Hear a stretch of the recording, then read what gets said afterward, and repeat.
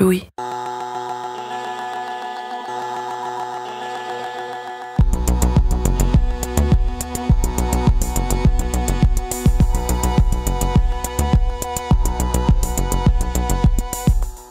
Je ne sais pas si vous avez remarqué, mais depuis quelque temps maintenant, surtout avec la crise que l'on connaît, l'idée du revenu universel, chère à Benoît Hamon pendant la dernière élection présidentielle, revient doucement mais sûrement dans les débats politiques. Alors, en vérité, à part l'ancien candidat PS qui vient de sortir un livre sur le sujet d'ailleurs, personne n'ose trop prononcer son nom. Mais on réfléchit à des dispositifs qui s'en rapprochent, notamment pour les jeunes, très touchés par la situation actuelle. Le PS parle d'un minimum jeunesse. Les écologistes proposent un revenu citoyen. Les insoumis, eux, préfèrent le concept de revenu garanti. Et même à droite, il a été question à un moment d'un revenu vital. Quant au gouvernement, il planche sur une garantie jeune universelle. Dans d'autres pays aussi, on s'interroge. Comment faire face à cette crise et protéger les plus vulnérables ? Et si le revenu universel était la solution ? Fin 2020, l'Allemagne a lancé une expérimentation en testant le revenu universel sur 120 personnes qui toucheront 1 200 € par mois sans condition pendant 3 ans. Un peu partout donc, l'idée fait son chemin, mais elle se heurte encore à de solides croyances sur lesquelles est basé tout notre système économique, notamment la fameuse valeur travail. Dans cet épisode, Fabien Jannick Cherbonnel se pose donc la question suivante. Quels seraient les effets d'un revenu universel sur l'emploi ? Pour y répondre, il a mené un long entretien avec Guillaume Allègre, économiste à l'OFCE et à Sciences Po et spécialiste du revenu universel. Je m'appelle Camille Maestracci. Bienvenue dans Travail en cours.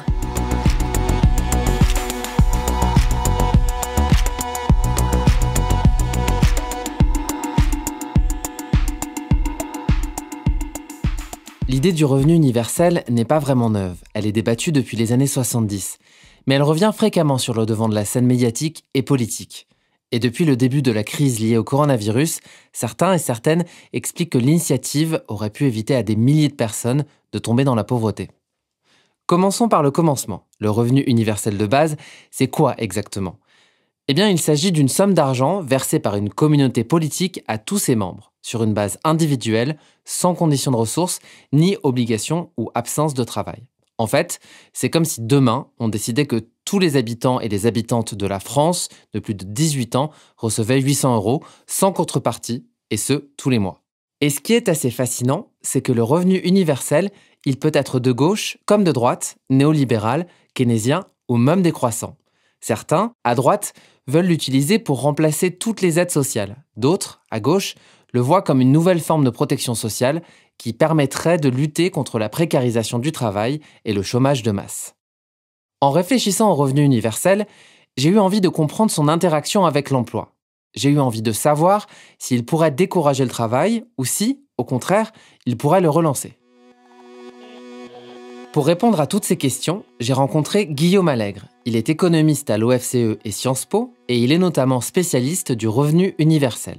Il a d'ailleurs co-dirigé un ouvrage sur le sujet, intitulé « Pour ou contre le revenu universel » et il fait plutôt partie des sceptiques de la mesure. Je lui ai d'abord demandé s'il existait des exemples d'applications dans le monde. Il y a assez peu d'exemples en fait.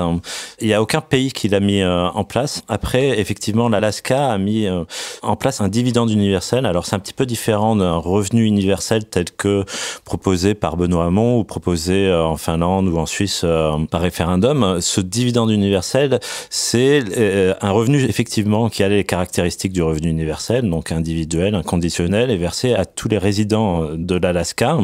Mais c'est pas vraiment pensé comme un revenu de protection sociale, mais plus un dividende qui est versé annuellement déjà et dont le montant dépend des revenus du pétrole de l'État et donc qui varie en fait entre 2000 et 1000 $ par an. Normalement, avec le revenu universel de base, le montant est toujours le même, alors que là, on ne sait pas exactement combien on va avoir d'une année sur l'autre. Voilà, exactement. Tous les ans, il y a une conférence de presse du gouverneur de l'État et qui révèle quel sera le montant en fait de ce dividende. Et effectivement, ça change selon le cours du pétrole et d'autres facteurs d'ailleurs. Alors qu'on imagine un revenu universel étant stable et qui puisse permettre de ne pas travailler, donc à la fois stable et suffisant. Le dividende universel de l'Alaska Permanent Fund n'est ni stable ni suffisant en fait. Qu'est-ce qui a mené à l'instauration de ce fonds en Alaska ? Quelle était la logique politique derrière ? En fait, c'est un pipeline qui a permis d'exporter le pétrole dont on connaissait déjà l'existence, mais qui a enrichi l'État. Et les premières années, ils ont dépensé cette manne pétrolière et se sont rendus compte qu'ils l'ont très mal dépensé. Et l'État est assez conservateur républicain. Et ils se sont dit, les gens, finalement, dépenseront mieux cet argent que l'État. Et ils ont décidé de reverser cet argent aux individus plutôt que de le dépenser. On en a observé quelques effets, donc c'est ce qu'on trouve en Alaska, ce qu'on trouve dans d'autres endroits où il y a des expériences naturelles aussi, où on a versé de l'argent de façon inconditionnelle à des personnes. Il y a aussi une tribu en Caroline du Nord, il me semble, une tribu indienne qui a versé les revenus du pétrole, pas les revenus du pétrole, les revenus d'un casino. Cette tribu dont parle Guillaume Allègre, c'est celle des Amérindiens Cherokee. En 1996, la communauté a décidé de redistribuer les profits de son casino, le Harrah's Cherokee. En tout, ce sont près de 16 000 personnes qui reçoivent entre 2 000 et 4 000 $ 2 fois par an. La conséquence principale de la décision, la baisse drastique de la pauvreté. Dans les deux cas, on trouve des effets sur la santé, sur l'éducation. En fait, lorsqu'on donne de l'argent à des personnes qui peuvent être pauvres, généralement, ils deviennent en meilleure santé et les enfants ont également une meilleure éducation. Les deux étant liés d'ailleurs, lorsque vous n'avez pas mal aux dents, vous apprenez mieux à l'école par exemple. On retrouve des effets comme ça et on retrouve pas d'effet sur l'emploi en fait, négatif comme positif. Ce qu'il faut voir, c'est que les incitations changent peu. Alors, dans le cas de l'Alaska, le revenu est relativement faible, mais il est versé que vous soyez en emploi ou sans emploi. Donc, finalement, l'incitation, le gain financier à travailler reste constant, en fait. Et en France, ça ne vous aura pas échappé, notre pays n'a pas encore adopté le revenu universel de base. Mais en réfléchissant au sujet, je me suis demandé si nous n'avions pas, nous aussi, des dispositifs qui peuvent s'en rapprocher. J'ai pensé notamment au RSA, le revenu de solidarité active. Cette aide, d'un montant maximal de 565 € par mois, est donnée à ceux et celles qui sont sans ressources. Il s'agit d'un revenu minimum, distribué même si l'on n'a pas cotisé. Mais le RSA n'est pas un revenu universel. D'abord parce que son montant change suivant la situation de la personne qui le reçoit. Mais aussi parce qu'il est réservé aux plus de 25 ans et ne s'adresse donc pas à toute la population majeure. Et puis, il ne concerne aussi que ceux et celles qui n'ont pas d'emploi. Je me demande quand même si on peut tirer des conclusions de l'impact du RSA sur l'emploi. Au début, c'était plutôt controversé. Et puis finalement, les dernières études ont tendance à montrer que ça avait peu d'effet sur l'emploi. Je pense notamment à l'étude de Barguin et co-auteurs. En fait, les individus sont éligibles au RSA qu'à partir de 25 ans. Et donc, ils regardent ce qui se passe lorsqu'on franchit ce seuil d'éligibilité en âge, donc entre les 24 ans et les 25 ans. Est-ce que les gens réagissent différemment du fait de cette éligibilité gagnée? Ils trouvent qu'il y a très peu d'effets, en fait. Il y a d'autres études qui montrent que les incitations financières peuvent avoir des effets sur certaines catégories précises, notamment les parents isolés avec enfants, les familles monoparentales, souvent des mères, qui peuvent, alors là c'est autre chose, c'est lorsque on leur donne une prime d'activité par exemple, donc lorsque on leur donne plus d'argent pour travailler, généralement elles réagissent un peu à ces incitations parce que pour elles, travailler a un coût très fort. Il faut forcément faire garder l'enfant. Enfin, c'est très difficile de concilier la vie familiale et la vie professionnelle. Et dans ces cas-là, comme c'est difficile, il faut que le travail paie un petit peu plus. Si aucun pays n'a encore adopté le revenu universel, de nombreuses études ont été lancées pour étudier son impact. L'une des plus célèbres date des années 70. Réalisée à Dauphin, petite ville du Manitoba au Canada, elle a débuté en 1974 avant d'être abandonnée en 1979, faute de budget suffisant. Le programme Mincome, c'est son nom, était unique. Chaque mois, des centaines de ménages vivant en dessous du seuil de pauvreté recevaient un chèque leur permettant d'atteindre un montant de revenus considéré comme suffisant pour vivre. Et à la différence d'autres programmes d'aide, ces chèques n'étaient pas liés au fait d'avoir un travail et concernaient donc les seniors et aussi les plus jeunes. Le but de Mincome était simple, voir si un programme d'aide aussi généreux allait décourager le travail. Si l'étude s'est interrompue sans conclusion scientifique, plusieurs chercheurs et chercheuses se sont penchés sur les résultats depuis. D'après les données recueillies, la ville de Dauphin a réussi à alors quasiment éradiquer la pauvreté. Et selon le professeur Wayne Simpson de l'Université du Manitoba, l'expérimentation a eu un impact légèrement positif sur l'emploi. Les seules catégories de population qui avaient moins travaillé étaient les adolescents, qui ont pu se concentrer sur leurs études, ainsi que les mères de nourrissons. En France, certains départements avaient annoncé leur intention de tester le revenu universel en 2019, mais rien n'a été fait depuis cette annonce. On n'a pas de retour en France sur ces expérimentations. De mesures, elles n'ont pas été lancées. C'était une proposition de président de conseils départementaux socialistes. Et puis, l'expérience n'a pas été lancée. En plus, ça n'aurait pas été une expérience de revenu universel dans la mesure où, de toute façon, un revenu universel ne peut pas vraiment être expérimenté. L'idée du revenu universel, c'est dans son nom, c'est qu'il est universel. L'expérimentation, ça veut dire le donner à certaines personnes et pas d'autres. Et donc ça, c'est très difficile à mettre en œuvre et c'est très difficile de savoir quel serait l'impact d'un revenu réellement universel en le donnant qu'à peu de personnes, en fait. Ce que je comprends en écoutant Guillaume Allègre, c'est que pour bien tester le revenu universel, il faudrait tout simplement le mettre en place dans un pays entier. Voilà, dans un pays, enfin dans un État, en tout cas au niveau où on peut aussi mettre en place la fiscalité, parce qu'un revenu universel, c'est beaucoup d'argent, ça peut être l'équivalent de 15 à 30% du PIB, et donc comme c'est beaucoup d'argent, il faut l'impôt qui va avec. Et donc cet impôt qui va avec va avoir des effets. C'est cet impôt-là, finalement, qui pourrait avoir des effets, des incitatifs sur l'emploi, puisque le revenu universel, comme il est versé à la fois aux personnes qui sont pas en emploi, aux personnes qui sont en emploi, il change peu les gains à l'emploi. Mais ça peut quand même inciter à vous arrêter de travailler, mais finalement, l'écart entre les revenus d'activité et les revenus d'inactivité reste constant. Par contre, évidemment, avec l'impôt, c'est plus vrai, parce que comme il faut le financer sur les revenus d'activité, donc ça réduit les incitations à travailler, et c'est l'impôt qui le fait de la façon la plus importante. Et ça, on peut pas l'expérimenter, parce qu'on peut pas tirer au sort qu'un riche dans une région et lui dire, vous allez payer 30 à 40% de plus de points d'impôt. On peut pas faire ça, on peut pas expérimenter un impôt. Donc on ne peut pas faire d'expérimentation du revenu universel complet dans le sens où on ne peut pas avoir à la fois le revenu et l'impôt. Ça veut dire que, malheureusement, les impacts du revenu universel restent encore largement théoriques. Mais cela n'empêche pas ses défenseurs de prévoir déjà son impact. Sur son site, l'Association française pour la défense du revenu de base dit que chacun pourra décider de s'appuyer sur le revenu universel pour créer son propre travail ou sa propre entreprise. Pour l'organisation, le but est clair, se réapproprier le travail pour mieux le dépasser. Les arguments ne sont alors plus seulement économiques, mais aussi philosophiques. Le revenu universel replace au premier plan nombre d'enjeux aujourd'hui sacrifiés, le respect démocratique, le bien-être social, l'équilibre écologique, la santé des populations. L'emploi n'est plus un but absolu, explique toujours sur son site l'association. En résumé, comme l'a écrit dans Libération Thierry Germain de la Fondation Jean Jaurès, aujourd'hui notre système est fondé sur la compétition, il y a des perdants et on les aide. Nous voulons éviter que ne se créent des inégalités en les anticipant, passer de la redistribution à la prédistribution. Ça, ce sont les arguments en faveur du revenu universel. Mais qu'en pensent ceux et celles qui sont contre ? Eh bien, la mesure est vue comme largement trop coûteuse par les antis. Elle finirait même par décourager le travail. Et donc, sans travail, comment financer le revenu universel ? D'autres s'inquiètent de voir les salaires stagner, voire même baisser, parce que les employeurs anticiperaient le revenu distribué par l'État et paieraient moins leurs salariés. Et puis, certains prédisent que cette mesure pourrait même faire flamber l'inflation. Quoi qu'il arrive, défenseurs comme anti semblent être d'accord avec Guillaume Allègre. Il faudra revoir notre système d'imposition de fond en comble si le revenu universel est instauré. Les modalités de réforme ne font d'ailleurs pas l'unanimité. Doit-on taxer plus les ménages les plus riches ? Faut-il taxer plus fortement les entreprises ? Tout dépendra de toute façon du montant distribué chaque mois.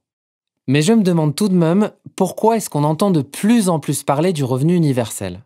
Quels sont les phénomènes sur le marché du travail qui encouragent la réflexion autour de ce sujet ? Le revenu universel est justifié par plusieurs caractéristiques de nos économies. Déjà, l'idée qu'il y aurait moins en moins d'emplois. Ça, c'est plus une idée qu'une réalité parce qu'on voit que les taux d'emploi avec l'augmentation de l'emploi à la fois des femmes et des seniors, les taux d'emploi dans la population ont tendance à augmenter. Alors ça, c'est moins vrai évidemment en 2020 avec la crise du Covid, mais on voit pas de tendance à long terme qui irait vers la fin de l'emploi. Par contre, effectivement, on voit une tendance à la précarisation de l'emploi. Donc, il y a aussi l'idée que il faut adapter notre système de protection sociale au fait que l'emploi est de plus en plus précaire, qu'on passe d'un stage à un CDD, d'un CDD à un CDI, puis parfois d'un CDI à de l'auto-entrepreneuriat, et puis qu'on cumule avec quelque chose. Donc, il faudrait un système de protection sociale, finalement, qui s'adapte à toutes ces transitions. L'intérêt du revenu universel, c'est d'être constant. Tous les mois, vous allez recevoir 500 € ou 750 ou 1000 selon les montants proposés. Et donc, l'intérêt, c'est que vous savez que ça va tomber tous les mois. La disparition du travail, ou du moins sa raréfaction, est parfois utilisée par certains et certaines comme justification pour instaurer le revenu universel. Pendant la campagne présidentielle de 2017, Benoît Hamon expliquait notamment que les robots finiraient par remplacer certains emplois. Guillaume Allègre rejette cette idée en bloc. Pour le chercheur, cette peur n'est pas nouvelle. Elle remonte au contraire au 19e siècle et à l'industrialisation. Si les emplois ont bel et bien été remplacés par des robots, jusqu'à présent, de nouveaux types d'emplois sont venus combler ce manque. La question reste de savoir si la proposition du revenu universel est fondamentalement compatible avec le travail. C'est compatible, mais en fait, je trouve que les défenseurs du revenu universel sont souvent assez ambigus vis-à-vis du travail. L'idée des défenseurs du revenu universel, c'est que le travail devrait être compris au sens large, et même quand vous n'êtes pas en emploi. Alors, ce qui, d'un côté, est vrai, mais de l'autre côté, c'est aussi un peu naïf de penser que lorsque le boulanger à 62 ans ferme sa boulangerie et puis décide de passer quelques heures dans des associations et de garder ses petits-enfants quelques heures par semaine, c'est un peu naïf de penser qu'il a la même productivité pour la société que quand il se levait à 5 heures du matin et que sa boulangerie était ouverte et qu'il vendait des centaines de baguettes. Il y a un discours libérateur, autonomie, donc le revenu universel, ça va vous permettre de choisir de ne pas être en emploi, mais de faire un travail que vous avez choisi. Alors ça peut être familial, alors là ça pose problème si c'est des femmes qui choisissent d'élever leurs enfants parce que le revenu universel peut être perçu comme un salaire maternel et donc finalement augmenter les inégalités entre les femmes et les hommes ou augmenter la division sexuelle du travail. Donc ça c'est quelque chose qu'il faudra regarder si on mettait en place ce type de politique. Donc les défenseurs sont un peu ambigus parce qu'ils disent à la fois ça va permettre de choisir de ne pas travailler, de refuser les emplois de trop mauvaise qualité. Mais d'un autre côté, il y en a beaucoup qui disent aussi ça n'aura pas beaucoup d'effet sur l'emploi parce que en fait les gens veulent travailler.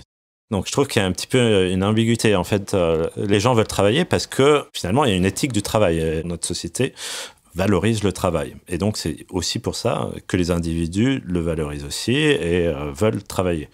Les défenseurs du revenu universel, ils veulent passer dans une société qui réduirait cette pression à travailler en disant on va vous donner les moyens de ne pas travailler si vous choisissez de ne pas travailler, et notamment si on vous propose que des emplois de très mauvaise qualité. Quand même, cet argument du revenu universel comme facteur de stabilité financière est puissant. Il résonne particulièrement chez moi. Je suis pigiste et ça m'apporterait la certitude d'avoir un minimum de revenus chaque mois. Ce qui me permettrait aussi d'être plus aventureux en termes d'emploi.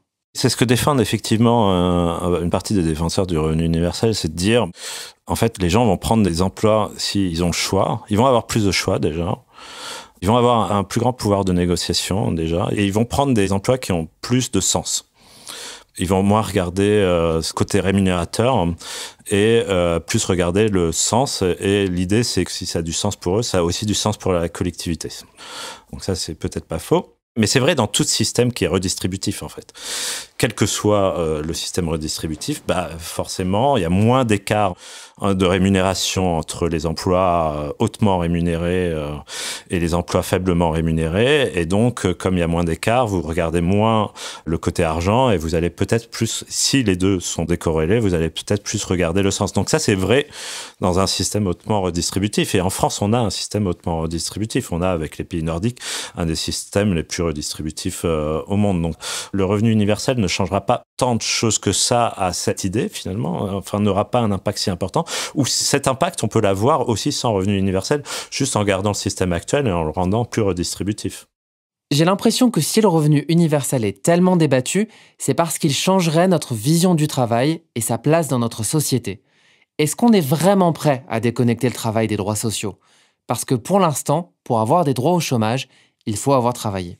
C'est ce qu'on appelle un principe de réciprocité. Enfin, c'est comme quand on vous invite à dîner. Généralement, vous venez avec une petite bouteille, on vous fait un cadeau. Il y a un principe de don contre don. Après, le contre-don n'est pas forcément de la même valeur que le don. C'est généralement proportionné à vos moyens. Mais quand même, le principe que les gens doivent contribuer à la société en contrepartie ou faire des efforts d'insertion sociale et professionnelle. Cette idée-là, je pense qu'elle est vieille déjà.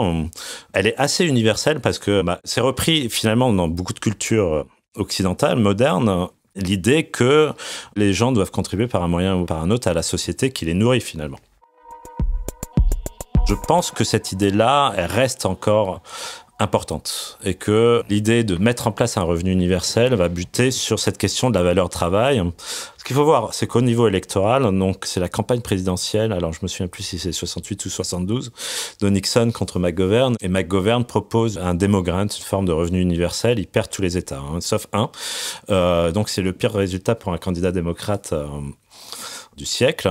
Pareil, Benoît Hamon, il appuie sa campagne sur revenu universel, il fait 6%, et jamais un candidat socialiste n'a fait aussi peu depuis un certain temps. Et donc, électoralement, à chaque fois, la question qui se pose, c'est la question du travail. Je ne sais pas si l'électeur médian ou l'électeur moyen, il va se dire « Ah, maintenant, c'est une bonne utilisation de mon impôt, en fait. » Mais alors, comment répondre au chômage persistant et à la précarisation de l'emploi d'une partie de la population ? Alors, ça, c'est une vaste question. Là, on ouvre vraiment beaucoup, mais non, moi, je dirais que le revenu universel pose aussi des bonnes questions. J'aimerais plutôt parler de protection sociale. On a une protection sociale qui est encore pas assez universelle. Par exemple, le RSA n'est pas ouvert aux jeunes. Donc, on pourrait ouvrir le RSA aux jeunes et donner une forme de RSA. Alors là, peut-être pas exactement le même instrument, mais donner un revenu aux étudiants aussi. Parce que les étudiants sont exclus du RSA pour deux raisons. C'est qu'à la fois, ils ont généralement moins de 25 ans et en plus, ils sont jeunes. Donc, il faudrait donner déjà le RSA aux jeunes et un revenu aux étudiants qui dépendent pas du revenu de leurs parents. Après, il faudrait automatiser le RSA. Il y a beaucoup de non-recours, il faut l'automatiser et puis avoir des non-recours comme on a sur d'autres prestations qui sont plutôt de l'ordre de 5%. Donc là, on aurait beaucoup moins de non-recours.